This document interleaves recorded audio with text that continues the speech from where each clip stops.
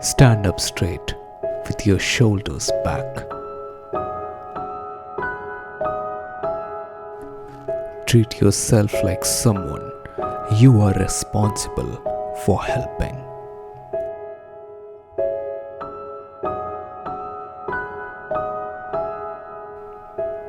Make friends with people who want the best for you. Compare yourself to who you were yesterday, not to who someone else is today. Do not let your children do anything that makes you dislike them.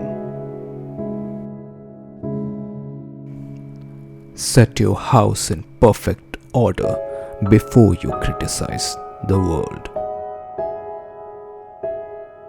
Pursue what is meaningful, not what is expedient.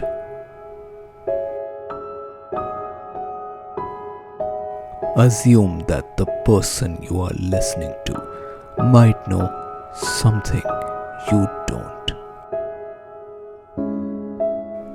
Be precise in your speech.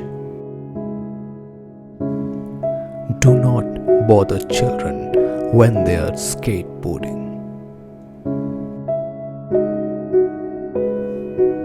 Pet a cat when you encounter one on the street.